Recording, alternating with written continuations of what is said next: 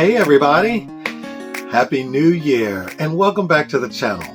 My name is Ben and this is Pull Through 2, a Tunisian crochet podcast.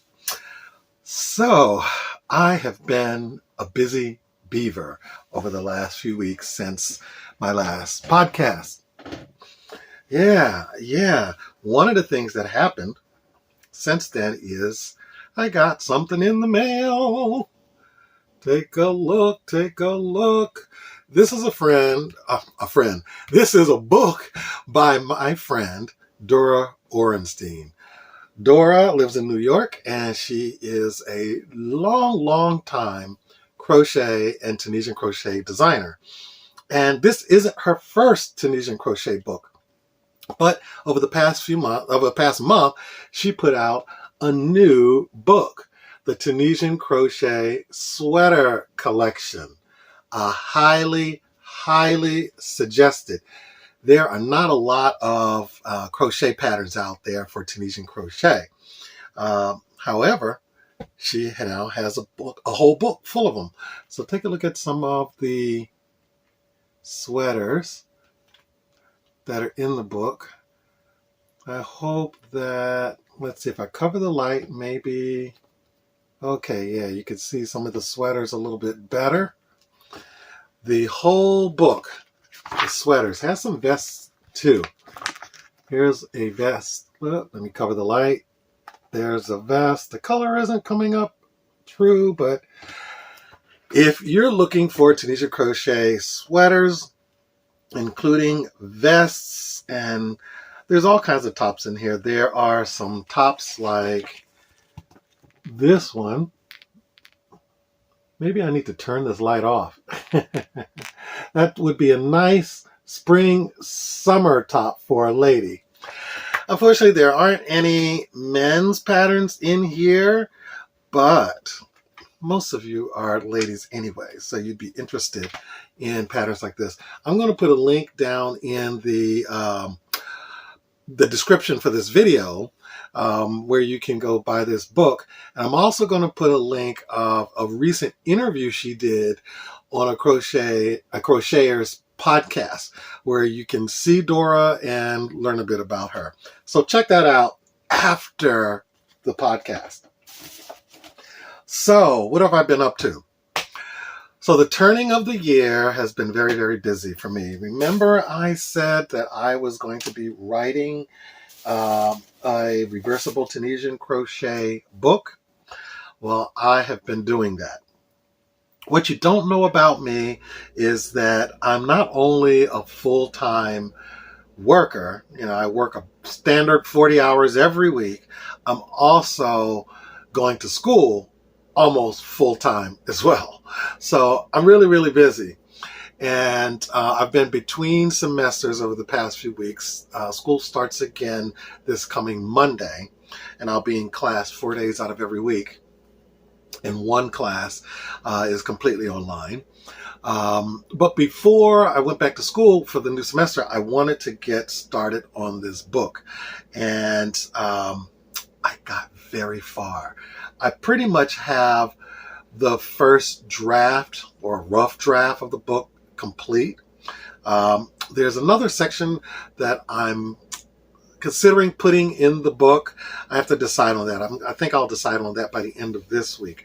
But I made all the swatches for what I did write. All except for one. Check this out. I was on the very last swatch. This is, I think I'm going to turn this light down. This is a one-shot video. So any flubs or mistakes are going to be in the final video. I just don't have the bandwidth to do a bunch of editing and stuff like I used to on my old channel. I'm in school, I'm working, I just don't have the mental energy to do it all. So anyway, this is going to be a swatch of reversible basket weave pattern with a Tunisian knit stitch base. And check it out. I lost the game of yarn chicken. I ran out of yarn. This is going to be as tall as it is wide, but So tonight I had to go to the store and buy some yarn. This is just Patton's classic wool worsted yarn that I used for these swatches. So I had to pop out to the store tonight to get another skein of yarn just so that I could complete this one swatch. Can you believe it? That's all right. This yarn will go to good use. And I wanted to show you, here's how I'm storing my swatches. You might be like me. Over the years, I've made lots and lots of swatches because I tinker. I like playing with stitch techniques and stitch combinations, color combinations, color techniques, and all that. So often when I'm dreaming up a project, I'll make a swatch, one to get my gauge, so that I know, how long to make my foundation. Okay, my words are not coming easy. I don't know why. And so I'll make a swatch before I start a project typically. And then I put the swatch down if I don't unravel it to use the yarn again. And so then swatches end up everywhere. They end up in this bag and in that box and in that tote. And I never write down instructions that go along with them. So I usually forget how I did the swatch if I put it down for a while. So I decided to start organizing my swatches so that I could keep them all together while I do this book. And this might be something good for you if you are a swatch maker. So here's my swatches for the book. You can see I started on the 28th. I'm very surprised that I was able to write as much as I did and do as many swatches for the book as I had, because you can see it's thick there. So yeah, but since I was off from school, I spent just about all my free time swatching and playing and writing. So that's how I was able to get this done. So let me open it up so you can kind of see how I did this. So here, let me go ahead and turn this off because the colors are blowing out. Okay. So what I did was I got, a binder, and I got these sheet protectors. And inside the sheet protector, I put the swatch plus the page or pages with the instructions, how I made the swatch, so that I can go back later and know exactly what I did.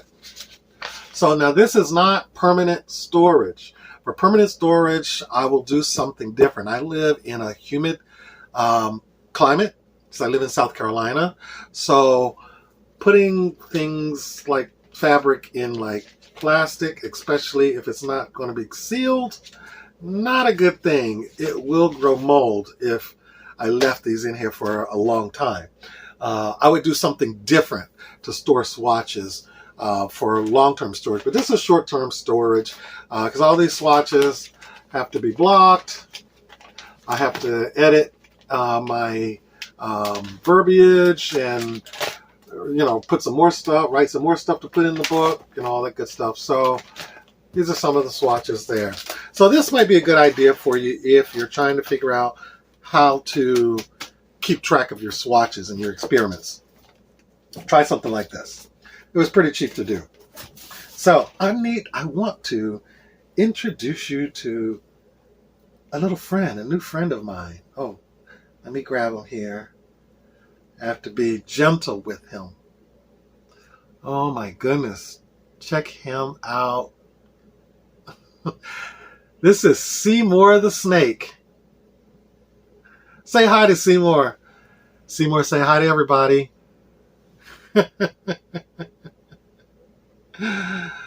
Okay, so I'm going to put him away for now because he's going to come back later, and you'll see why.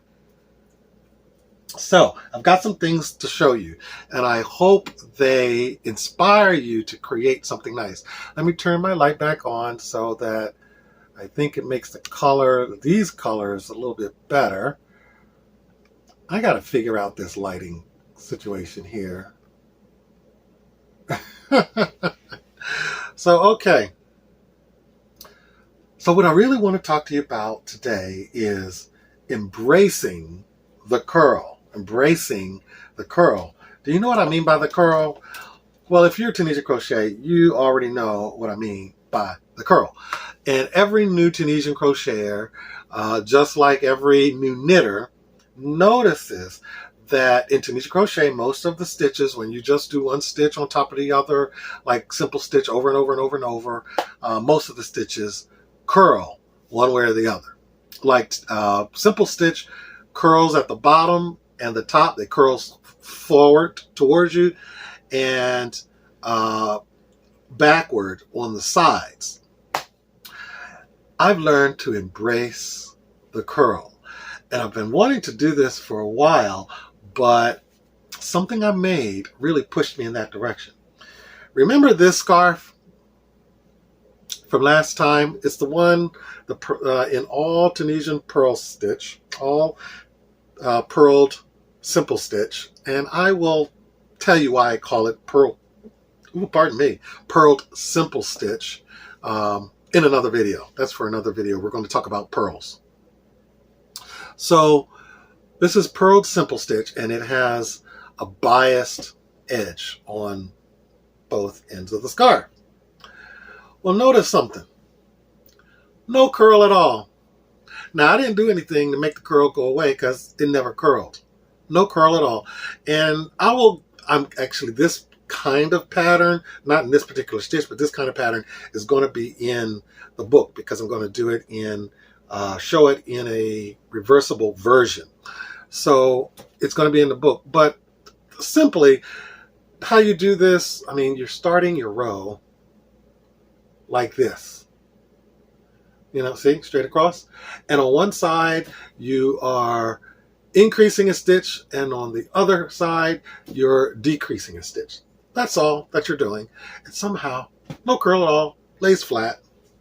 Well, I decided I wanted to do another scarf that was all the same stitch, but without the biased edge. And check out what happened. I'll put it around my neck. It curled right up. This is all pearls. Now the pearls are on the inside, and the side that faces away from you when you work is what shows on the outside. There's purled stitches, purled simple stitches. They curl towards you. Whereas, what did I say earlier? That simple stitch, it curls away from you at the sides. Well, purled simple stitches curl away from you. I mean, towards you at the sides. So it made this curled scarf. I didn't plan it this way. This was the first time that I've ever made something that was all purled simple stitches. So since this scarf did not curl, I was kind of surprised that this did. Now, if you want to know why it didn't curl, why this one curled and this one didn't, I don't really know.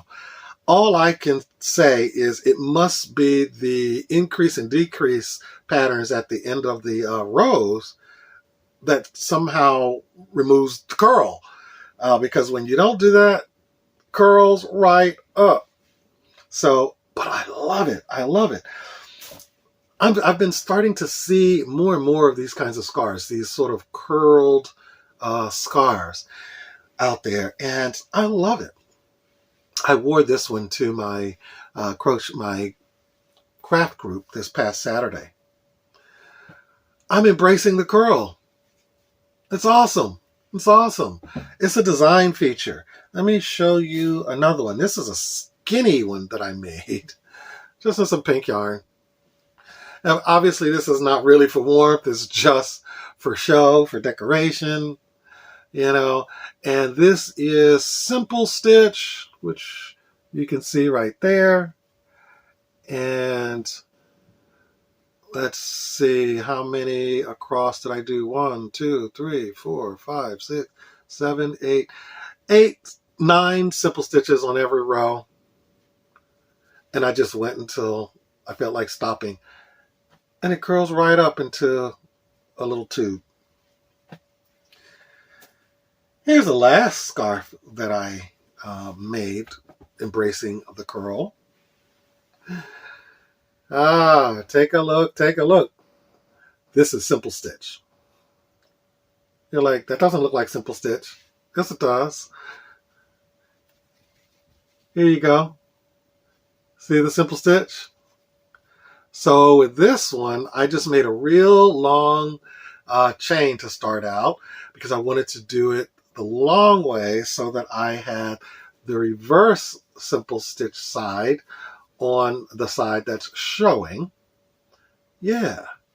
And so I made stripes on this side. It's kind of striped as well. In person, it doesn't look exactly like stripes, but you know, on video, it looks exactly like stripes on the other side as well. I love it. So another curled scarf. Now, besides curled scarves out there, there are hats. I'll see if I can find some pictures online and insert them into the video. So Ben, go ahead and insert these pictures. Now, there are hats where the brim is curled. There are also sweaters, traditional sweaters with the neck curled and with the cuff around the wrist and the bottom of the sweater curled as a design feature. There are even scarves where the bottom is curled. So this is a choice that can be a design feature. And oh, did you notice what I'm wearing? Check it out. This is a little necklace or lei that I made. And you know what it is? It's the same thing. You can see that it's simple stitch. This is, let's see, 1, 2, 3, 4, 5 simple stitches on every row.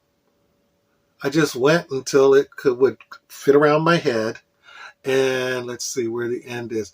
Then I took the two ends and seam them together. That's all. And let me take this one off because I have another one. Here's another one that I made. Check it out. I love it. Blue, one of my favorite colors. I'm going to put the green one back on. Now these I used to make for newcomers to my craft group. And I made them bigger and more festive so they'd be like Hawaiian leis. And so I would tell people the first time they come, they're going to come, you know, when you come and you'll get laid. I was talking about this. Yes. So this used to be sort of a gift to newcomers to the craft group that I would make. So I like making things like this because they're quick little projects that I can do and not commit to something that's going to take me weeks to do or a real long time. I can sit and make one of these, you know, while watching a court show on video or something. And remember Seymour? Well, guess what he is? He's the same thing as this. All he is a tube of simple stitch. He's not even stuffed. See, it's empty.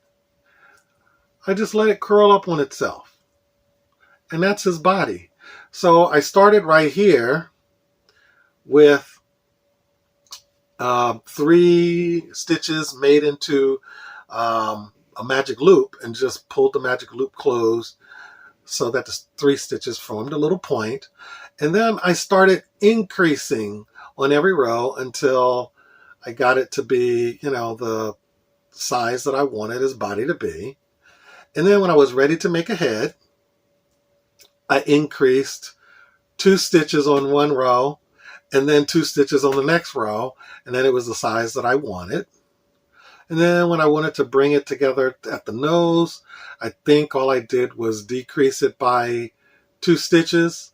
And then I just drew the end stitches together to a circle, which you can see right there.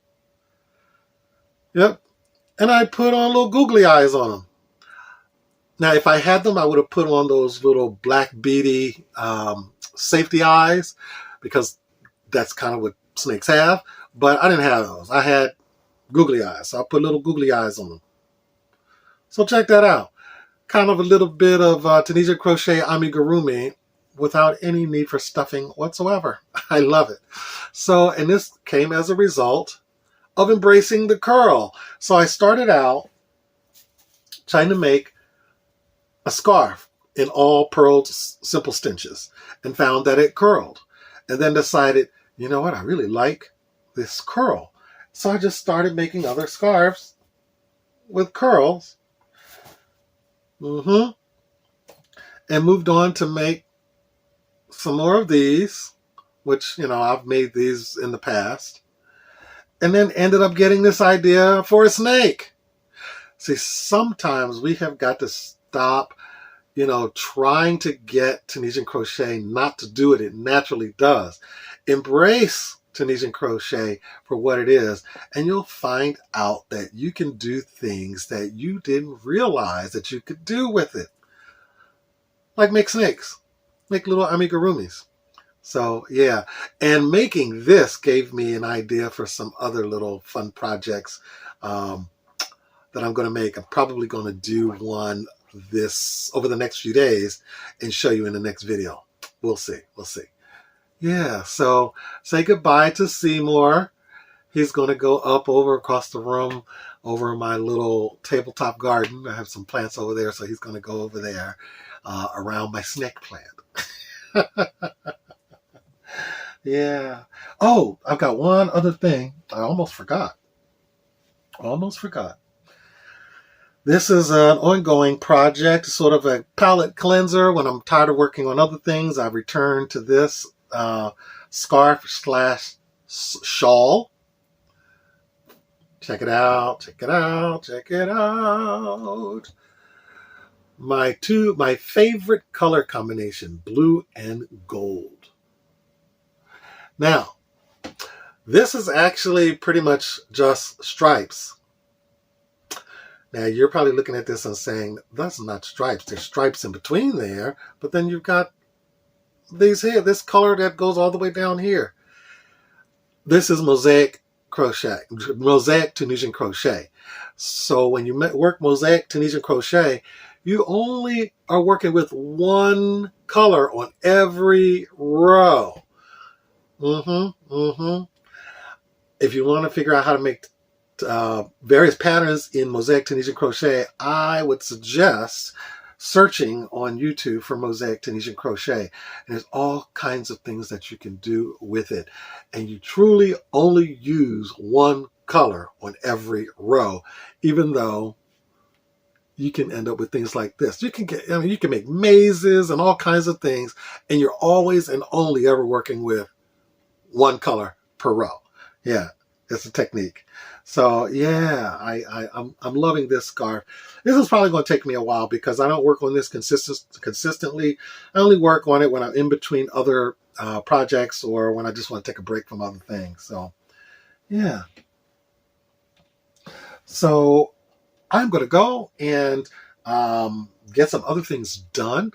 I've got to finish making this swatch for the book, and I've got to decide whether or not to put this other section in the book. All these patterns here are stitch patterns that are reversible, but I'm thinking about putting a section in the book on another way of making reversible items that don't require you. Ooh, pardon me, had to sneeze. Stuck up on me. This other way of doing reversible patterns, and specifically scarves, will allow you to make reversible scarves without having to learn any new stitches or anything like that. It's not in the kinds of stitch you use, and you'd be using your regular hooks. Yeah, I will probably have an example of one maybe in the next video, Don't quote me. Maybe the video after that. We'll see what I feel inspired to make. But yeah, so I'm thinking about whether or not I want to include that in the book. One thing that I've thought about, because I think the book may have 3 sections. This is the largest section. I think the book is going to eventually have 3 sections. The first section is something that I'm going to demonstrate to you, which I just told you about, will be the first section because it's the easiest way to make a reversible scarf. This would be the second section, and there'll probably be a third. I'm trying to decide on whether or not to wait until I've written and put together all 3 sections of the book before I publish the book. I'm probably going to do it on Ravelry, and it's going to be a book probably entitled something like Reversible Tunisian Scarves. I'm thinking about whether I should wait until I have the whole thing, or whether or not I can go ahead and publish this once I finish editing it and everything, and then later go back and add the other sections, because what Ravelry allows you to do is if you have an update on a pattern, you can post that update and it'll be sent out to everyone who bought the pattern previously. They'll get the updates. So if I do this, then when I add to the book, all the purchasers will receive the new version of the book with the additions in it. So I don't know. What do you think? Should I wait until I've got all 3 sections of the book, or go ahead and publish the book, 1 section of the book, and then add the next section, republish it, and send it out? Pardon me. What do you think? I don't know. I have to decide. But anyway, I want you to do something for me. Go and create something and make it really nice and creative. Bye for now. See you next time.